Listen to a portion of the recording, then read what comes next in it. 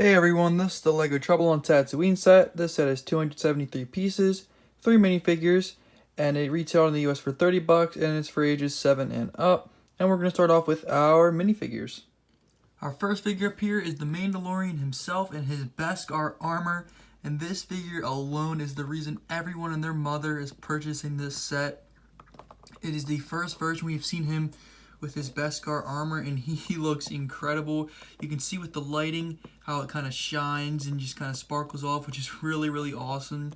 It has its arm print there with its Mudhorn symbol there, which is really cool. It has a really thin cape, which I think they should use this with a lot more characters. And it's not the newer style, it's the rougher kind of cape.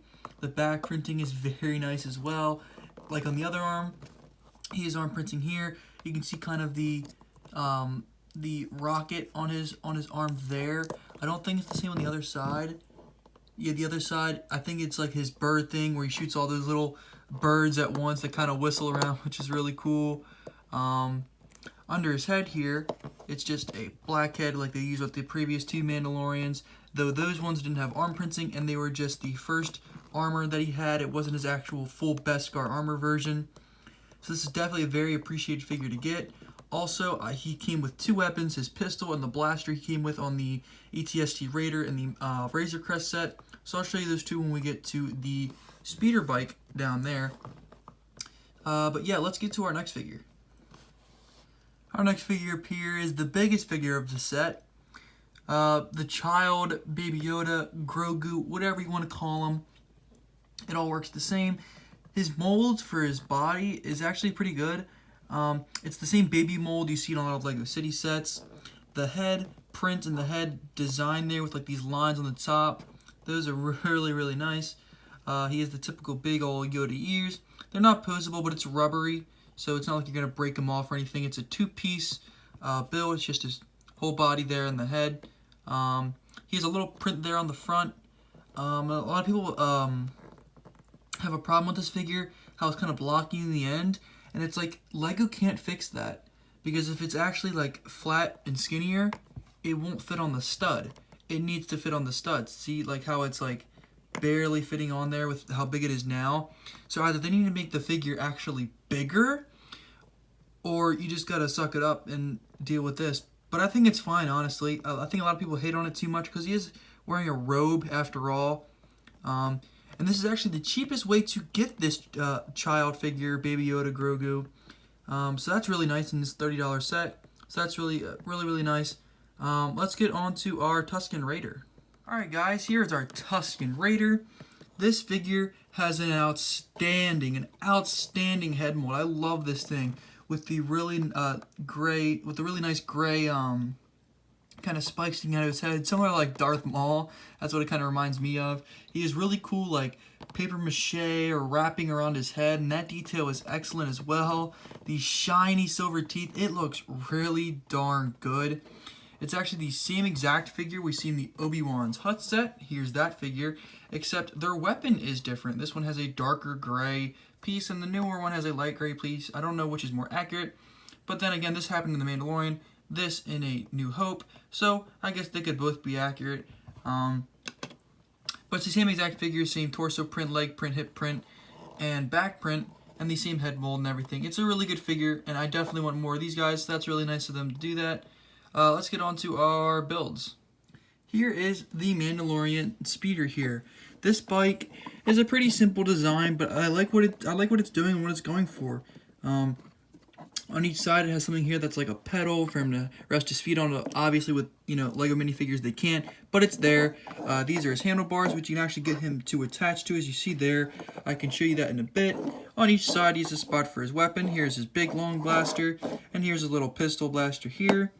And on this side, actually going back, there's a little pouch here, so you can grab the child figure or Baby Yoda, Grogu. I don't know exactly what you want to call him. I'm just going to call him Baby Yoda. That's what I like to call him. I'm sure most people like to call him Baby Yoda. You can throw him in the back. It's pretty simple. It's pretty nice looking. So let's put in our Mando figure. Here's our Mando figure, nice and in his speeder now. The only problem with this one is his cape. You see here how it's like nice and it looks really good. Well, he's actually sitting on his cape there, And if he sits on his cape, he can't actually like stay in place. Maybe the handlebars help, but he's not connected. His legs aren't connected to the studs that are supposed to be there to help connect him. So it's a little bit of a wonkier thing, but it's all right. You also kind of, at least maybe you can probably fix it. I didn't do the greatest of it, maybe, but you can see when he's actually holding onto the handlebars, you can't push this down without having the back end up. You push the back end down, now this is up. It doesn't stay right, but if you don't have them connected, it can go back down. So that's a little bit of a thing. I'm sure you can fix it if you toy with it enough. It's not that big of a deal. It's just a little bit of a nitpick, if anything. But yeah, let's get on to our next build. Our next build up here is the Tusken Raider Ballista. I actually really like this thing. I was pleasantly shocked with this thing. If I'm being honest, I really bought this set for that Mando figure, another Tusken Raider, not necessarily the builds, and this was a really pleasant surprise. I honestly thought this was going to be the worst thing coming into it. It's actually a really good design, and it's very, very, very accurate to the show. You have these little wheels that spin back here, and they actually go with each other. They have no function, but they spin with each other, which is cool. It actually has like the bow and arrow like strings kind of pulling back to the trigger or the ammunition here, and it works perfectly with the spring-loaded shooter. And it's silver, which I think it's the first time we've ever seen one in silver, at least for a Star Wars set, so that's really neat to get. And we all know how those work. You just shoot it off, and luckily with these compared to stud shooters, they're more powerful, and you have a very, very a better chance of not losing them, I should say. And back here, you have like a little blaster or something. You can grab your Tusken Raider figure, and you can kind of attach him on the back here. It's a little bit of a wobbly thing. You gotta like kind of angle his feet right so that it's all on the ground, but it works nonetheless. So yeah, I think it's a pretty good build. You can also move this part on the front if you want. I don't know exactly what that does, if anything. On the bottom here, we have, well, there goes the spring-loaded shooter. But on the bottom here, we have a clear piece to help kind of sturdy this thing up, because all it would sit on is its 3 legs. I'm sure it can, but for kids, it's going to be a little wobbly, and they're probably going to break some of the legs, and maybe something like that. So I'm glad they included that. That's a really nice touch. I'm going to go find that spring-loaded shooter until we get to the next build. Alright guys, here is our little hut here, and good news, I saved the spring-loaded shooter, didn't lose. That would have really sucked if I had lost it after literally just saying you have a very low chance of losing compared to stud shooters. But here is our tent. Now, a problem with this thing is, which I thought was the best build of the set, coming into it, it might honestly be the worst build here. You look at this and look at all of the gaps in between. That is just really, really unsettling and just kind of off. The fire pit isn't in the middle, so if you were to get 2 of these, you see how it's kind of half of the thing? If you were to get 2 of them, if you get another half of it, it doesn't cover up the fireplace. You'd have to like detach the fireplace. It's just weird. You can, if you want to call this playability or anything, this is on like little hinge things. You can kind of flip it up and down. You got a bone and like a little pot here. You have seats for your Tusken Raiders, though it only comes with the 1. It's a more simple build, nothing crazy. There's a little clip here. I don't know exactly what that's for. I want to say it's for something like his weapon, I guess. It's not shown on the box or anything, but he's not holding his weapon on the box either, so I don't know exactly where you would put his weapon. I guess you could put it there. I'm actually going to go try that. Alright guys, so I'm here with his weapon now. If you clip the bottom of it, it looks like, yeah, okay, so you can get it here. I don't know if that's the function of it at all or whatsoever, but you can, I guess. I saw a lot of reviews on the set. No one ever mentioned that. Well, it's just kind of a random clip there. I would assume it's for his staff there. So, yeah, that's a cool feature. I wish it would kind of show it on the box without it, but all in all, it's an okay little interpretation of the hut there. Let's get on to the time lapse of the build. A little shock there. Get on to the time lapse. Here we go.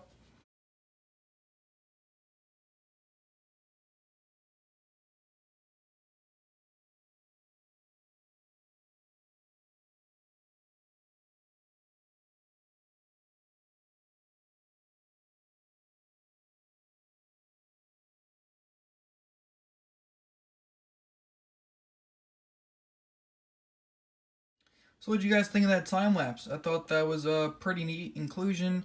I got another set for Valentine's Day for my brother. I figured he'd like that set. He's been wanting that Luke's Land Speeder for a while, so I got him that. So we kind of built our sets together alongside each other. So I hope that was a little extra entertainment for you guys. Now, to my overall thoughts here, I think it is a very good set with some minor flaws, like for the hut, with, you know, missing some of the things there. But I mean, really, I would have paid $30 for that Mando figure alone. It is an incredible, incredible figure with that arm printing, the detail on that alone is worth $30 to me. So all in all, I think this is one of the better sets of 2021. So if you guys wouldn't mind liking, commenting, and subscribing, that'd be greatly, greatly appreciated. Up here will be a playlist of my set reviews. Down here will be the most recent video that I've posted. And over here is just, you know, a little button to click to subscribe to my channel, and that'd be greatly, greatly appreciated. So I'll see you guys in the next video. Peace out.